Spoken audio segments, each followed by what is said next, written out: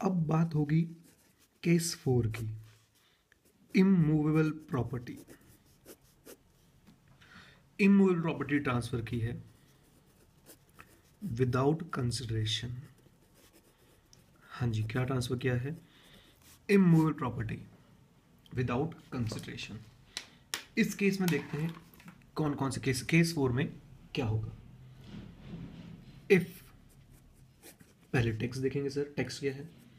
Any immovable property is received and stamp duty value exceeds rupees 50,000, then stamp duty value will be chargeable to tax. बच्चों यहाँ पे aggregate word कहीं use नहीं हो रहा, aggregate stamp duty value या कुछ, यानी यहाँ पे हम एक ही इमूवेबल प्रॉपर्टी को देखेंगे इंडिविजुअली। देखते हैं कैसे, मैं कुछ एग्जांपल्स देता हूँ। ए ने बी को एक आईएमपी दी इमूवेबल प्रॉपर्टी, जिसकी वैल्यू थी, स्टैम्प ड्यूटी वैल्यू थी 40,000 rupees. Nothing shall be taxable. साथ साथ ये भी सुनते जाना, गिफ्ट में दी है तो सर ए के हाथ में सेक्शन कौन सा अट्रैक्ट हो जाएगा? 47। बी जब इसको आगे चल के सेल करने वाला होगा तो सर बी के लिए पीरियड ऑफ होल्डिंग कहाँ से काउंट करेंगे? ए के पास जब से थी तब से। कॉस्ट ऑफ एक्विजिशन कहाँ से लेंगे? ए के पास जब थी तब से। ओके, और बी के हाथ में कुछ भी टैक्सेबल नहीं होगा। Under the head other sources nothing shall be taxable because stamp duty value does not exceed 50,000। ए और बी ने प्रॉपर्टी दी सी को, सी को दोनों से एक प्रॉपर्टी मिली है, ए से भी और बी से भी। 40,000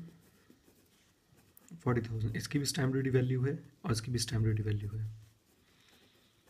अभी तक बच्चों हमने ये सीखा, मूवेबल प्रॉपर्टी के केस में हमने ये सीखा था, अगर एग्रीगेट बढ़ जाए तो भी टैक्सेबिलिटी बन जाती है, बट यहां पे ऐसा नहीं होगा। एग्रीगेट नहीं देखेंगे सर, ये अलग है और ये अलग है। Nothing shall be taxable, nothing shall be taxable. अगर 10 प्रॉपर्टी भी मिल जाए 10 अलग अलग लोगों से,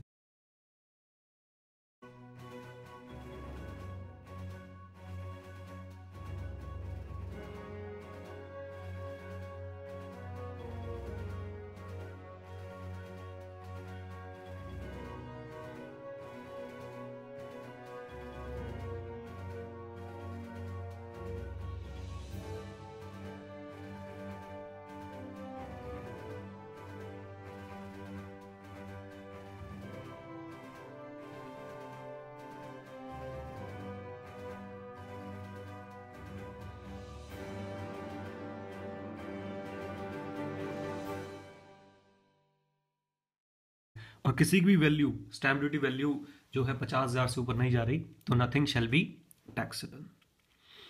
कुछ पॉइंट्स बच्चों नोट करेंगे।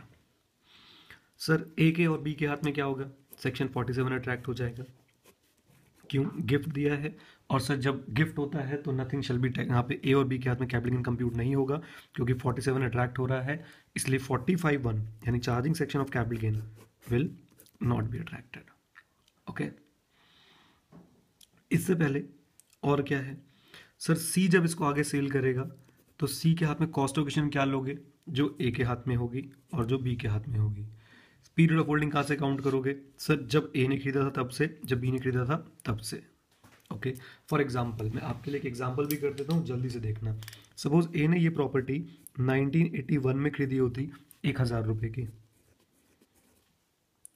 अब सी इसको जब आगे सेल करेगा, सपोज सी ने सेल किया 2 लाख रुपए का,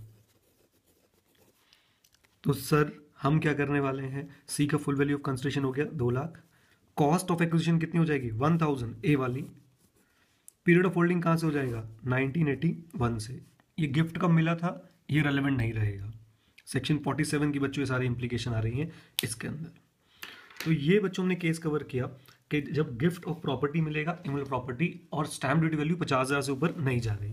अब देखो, ए ने बी को गिफ्ट दिया और स्टैम्प ड्यूटी वैल्यू थी 60,000। हाँ जी, स्टैम्प ड्यूटी वैल्यू कितनी थी? 60,000। और ए ने ये बी को फ्री में दे दी। ओके, अब क्या होगा सर? बी के हाथ में अदर सोर्सेज में stamp duty value that is 60,000 shall be taxable. Okay, कितना टैक्सेबल हो जाएगा? 60,000। सर बी को सपोज गिफ्ट मिला था 14-15 में, ए ने ये खरीदा, ये वाली लैंड खरीदी थी इमूवेबल प्रॉपर्टी 1981 में 1,000 रुपीज़ की। अब बी जब इसको आगे सेल करेगा, full value of consideration suppose question में गिवन होगा 2 लाख। कॉस्ट ऑफ एक्विजिशन कितनी ले लोगे? 60,000। पीरियड ऑफ होल्डिंग कहाँ से? 14-15 से। सर ए के हाथ में क्या होगा? सेक्शन 47 अट्रैक्ट हो रहा है अभी भी। नथिंग शैल बी टैक्सेबल, कुछ भी टैक्सेबल नहीं होगा।